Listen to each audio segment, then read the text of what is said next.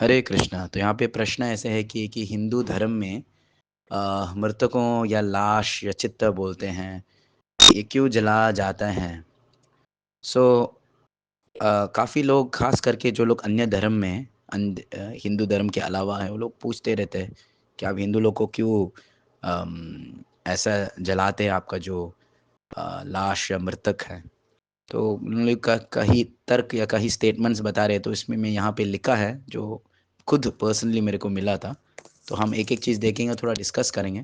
पहली चीज़ ने किसी ने बोला था मुझे कि आप लोग जो है, आपके फैमिली वाले का शरीर जो है वो प्लास्टिक से सस्ता से ट्रीट करते हैं। प्लास्टिक जो है हम उसको फेंकते हैं, ध्यान भी नहीं रखते हैं। शॉपिंग में जाते कुछ थैली आ गया तो ऐसे ही रख देते हैं, फेंकते हैं, है ना? तो आप लोग भी, आपके फैमिली भी ऐसा ही करते हैं क्या? जैसे उसका कुछ मूल्य नहीं है। तो ऐसा नहीं है। तो हम देखेंगे पहले हिंदू हिंदू धर्म को समझना तो आत्म तत्व समझना चाहिए कि आत्मा तत्व क्या बता रहे हैं। कि आत्मा तत्व बता रहे कि सोल जो है, आत्मा जो है, वो मूल्य है ना? वो शरीर जो है एक वाहन जैसे है। वाहन का किस अर्थ के लिए, किस चीज़ के लिए?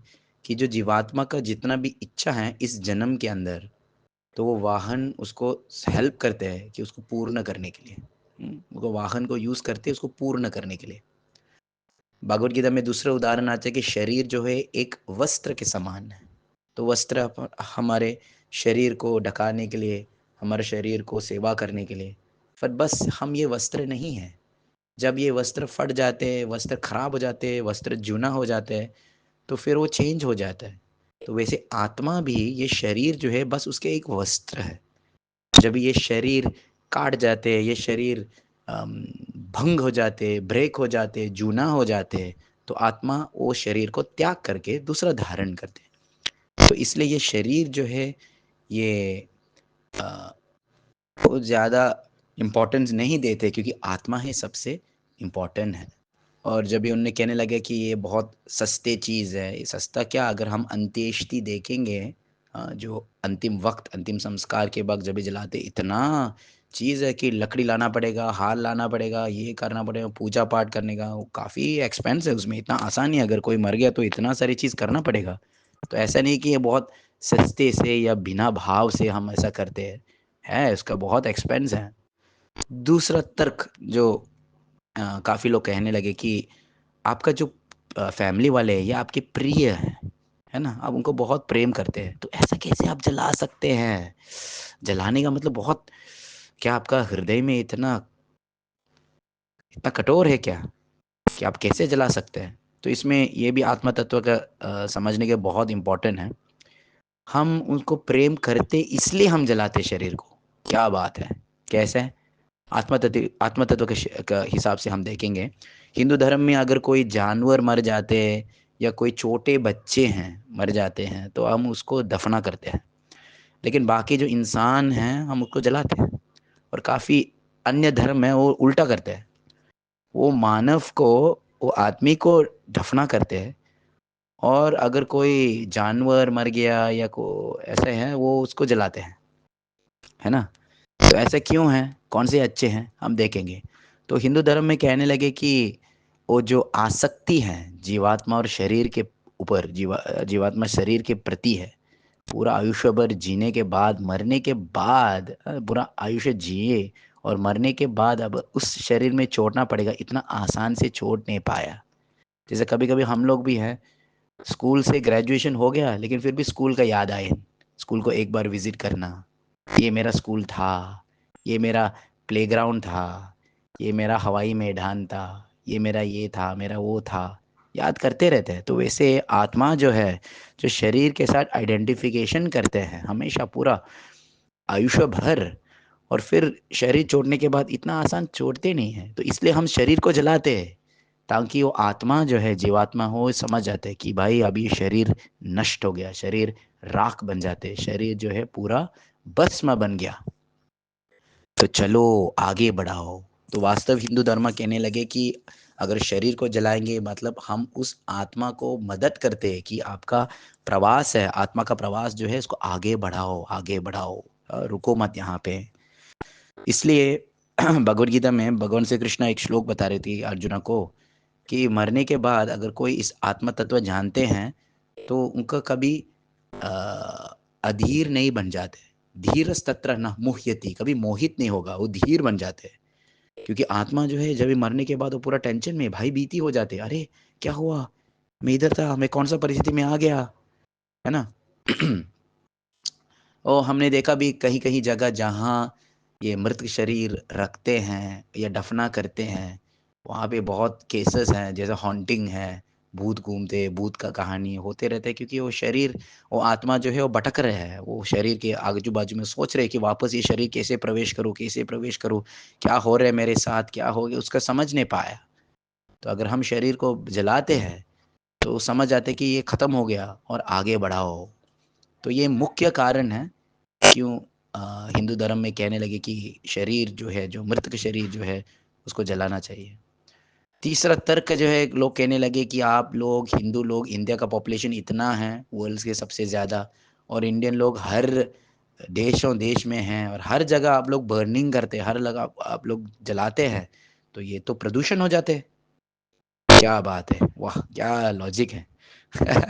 तो पहली चीज़ हम बोलेंगे सब लोग गाड़ी हटाओ, है ना, दुनिया से, और फैक्ट्रीज़ हटाओ, कंपनीज़ हटाओ, जो उसका विषैली प्रदूषण, विषैली वायु प्रदूषण करते हवा में, उसका और खतरनाक और डेंजर है। ये तो नेचुरल प्रोसेस है, ऐसा नहीं कि ओपन बर्निंग।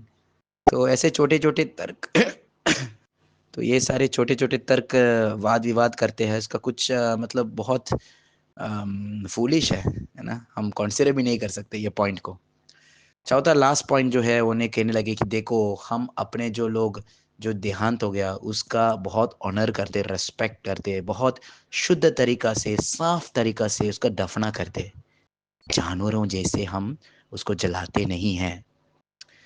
तो ये भी एक माया, एक इल्यूजन है, जो उन्होंने सोचते कि दफना में बहुत साफ है। हम समझ नहीं पाया कि 6 फीट अंदर है, ज़मीन के अंदर, वो जो मृत शरीर जो है, उसका क्या परिस्थिति है, इसका क्या हालत है। हाँ, थोड़ा-सा साइंस का दृष्टि हम देखेंगे, जब ये शरीर मर जाते हैं और भले आप ज़मीन के अंदर भी डालते हैं, उसका बहुत स्लो, बहुत धीरे, बहुत लंबा प्रोसेस जाते हैं कि शरीर को क्या बोलते हैं, डिकम्पोज़ करने के लिए। हाँ, तो पहले डिकम्पोज़िशन आ जाते हैं कि सारे कृमि, सारे कीड़ा आ जाते हैं शरीर से, मैगट्स निकल जाते हैं। तो धीरे-धीरे बैक्टीरिया से धीरे-धीरे एक ही पार्ट में खा जाते हैं, और साथ ही साथ अलग-अलग प्रकार के गैस हैं बॉडी के अंदर निकल जाते हैं, मीथेन, हाइड्रोजन, कार्बन डाइऑक्साइड जो भी हैं, और इसके कारण बॉडी जो है, जो मृत शरीर जो है वो फूँक जाते हैं, बैलून जैसे फूँक जाते हैं। कभी-कभी इतना फूँक जाते हैं, उस शरीर का जो स्किन है वो भी फुट जाता है। फुट जाते, इतना भास अंदर मारते, इतना स्मेल, इतना बदबू हो जाते हैं। उसके बाद धीरे-धीरे प्यूरिफिकेशन का प्रोसेस हो जाते हैं, जिसमें आइस के सॉकेट में, ईयर्स में, जहाँ-जहाँ वो स्किन फूट जाते हैं, उसमें लिक्विड्स निकल जाते हैं, पूरा लिक्विड-लिक्विड जैसा द्रव्य ऐसे निकल जाते हैं। तो अगर बाहर का दृष्टि हम देखेंगे, ऊपर से देखिए, अरे बहुत अच्छा है, ज़मीन के अंदर साफ हो गया। नहीं भाई, अंदर देखो, कितना डिस्गस्टिंग है, कितना गंदे तरीका से वो एक्चुअली शरीर जो है वो रॉट हो ही जाता है। तो चलो हम जलाएँगे भी, एक क्षण में सब राख, सब भस्म हो ही जाते हैं। तो ये भी एक, वो लोग सोचते हैं कि हम एक्चुअली हमारा तरीका साफ़ है, हमारा तरीका अच्छा है, पर वास्तव में हम देखेंगे ऐसा नहीं है। सो हिंदू धर्म के अगेंस्ट नहीं है, किसको दफ़ना करना, दफ़ना कर सकते हैं। क्योंकि खुद का हिंदू धर्म के अंदर भी जैसे साधु संत लोग हैं, जब भी उनका मोक्ष प्राप्ति हुए, तो उनका शरीर जो है बहुत शुद्ध है। वो शरीर जो है हम जलाते नहीं हैं, वो शरीर जो है हम दफना करते हैं। ऑफ कोर्स तरीका थोड़ा अलग है, नमक डाल के बैठने का तरीका से, वो ऐसा हम करते हैं, क्योंकि उनका पूरा आयुष्य भर जो है, पूरा लाइफ में जीवन भर जो है वो बहुत आध्यात्मिक कार्य करते, तो वो शरीर जो है साधारण नहीं है, अब ये शरीर भी आध्यात्मिक बन जाता है। और वो साधु आत्मा जो है, उनके अपने शरीर में कुछ आकर्षण नहीं है, तो वो ऐसा कुछ भूत घूमने का बात नहीं है, क्योंकि वो पूरा अहंकार से मुक्त है।